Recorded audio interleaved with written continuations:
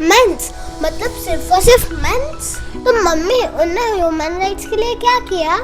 सब लोग ये कहते हैं कि mains and women's are equal, but ये इक्वालिटी का वर्ड जिन्होंने सबसे पहले यूज किया हम उन्हें भूल गए हैं।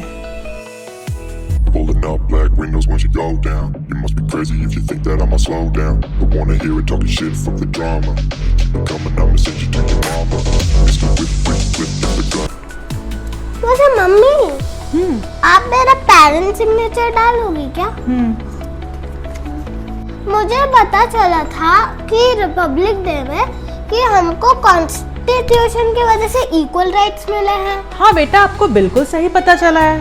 तो मम्मी आपको पता है क्या कि हमें इक्वल राइट्स कैसे मिले थे? इक्वल राइट्स हमको बेटा इतने इजीली नहीं मिले, उसके लिए एक लेडी को खड़े होकर मांगना पड़ा था। तो मम्मी वो कौन थी? वो थी बेटा एक इंडियन लेडी जिन्होंने ह्यूमन राइट्स का मतलब सिर्फ इंडिया के लिए नहीं बल्कि पूरे वर्ल्ड के लिए बदल दिया, और उनका नाम था हंसा मेहता।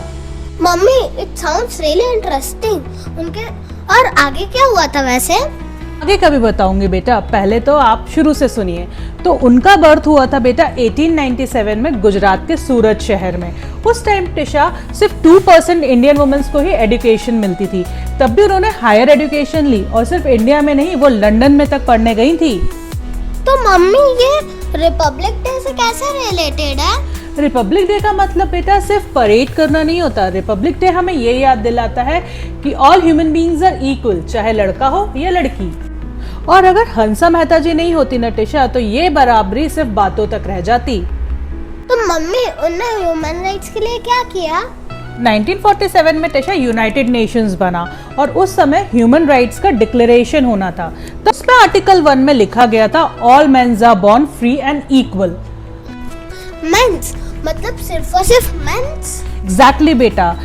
तब हंसा मेहता जी खड़ी हुई और उन्होंने कहा अगर आप सिर्फ मेंस लिखेंगे तो ये मर्द सिर्फ अपना ह्यूमन राइट समझेंगे, इस लाइन को बदलना ही पड़ेगा। उन्होंने तुरंत ऑब्जेक्शन उठाया, क्योंकि इसी ऑब्जेक्शन के वजह से वो लाइन को चेंज करना गया और फिर लिखा गया all human beings are born free and equal.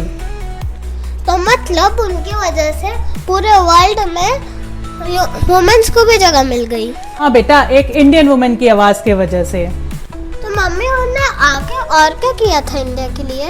बेटा इंडिपेंडेंस से पहले उन्होंने महात्मा गांधी जी के साथ सिविल डिसओबीडियंस मूवमेंट था ना, उसमें भी पार्ट लिया था। सबसे बड़ी लड़ाई थी औरतों के हक के लिए। द मम्मा इंडिपेंडेंस, जब इंडिया इंडिपेंडेंट हुआ तब उनका काम खत्म हो गया? नहीं बेटा, इंडिपेंडेंस के बाद उनकी रिस्पॉन्सिबिलिटी और बढ़ गई।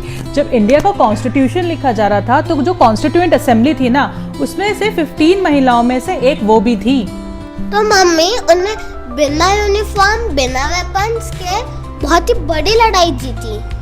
बेटा उन्होंने हमें ये सिखाया कि शब्द भी हथियार होते हैं और एक सोच भी रेवोल्यूशन ला सकती है। 1959 में इंडियन गवर्नमेंट ने उन्हें पद्म भूषण से सम्मानित किया गया। Some women just not break barriers, but they rewrite the rules for the world. सब लोग ये कहते हैं कि mains and women's are equal, but ये इक्वालिटी का वर्ड जिन्होंने सबसे पहले यूज किया हम उन्हें भूल गए हैं। अगर आप चाहते हैं कि भारत के ऐसे ही अनसंग हीरोज की कहानी हर कोने में पहुंचना चाहिए और हर घर के बच्चों को इनके बारे में जानना चाहिए, तो ये वीडियो ज्यादा से ज्यादा शेयर करिए और इस चैनल को सब्सक्राइब करना मत भूलिएगा। यहाँ मिलेंगी अनसंग हीरोज की बहुत सी इंस्पिरेशनल स्टोरीज। जय हिंद, जय भारत।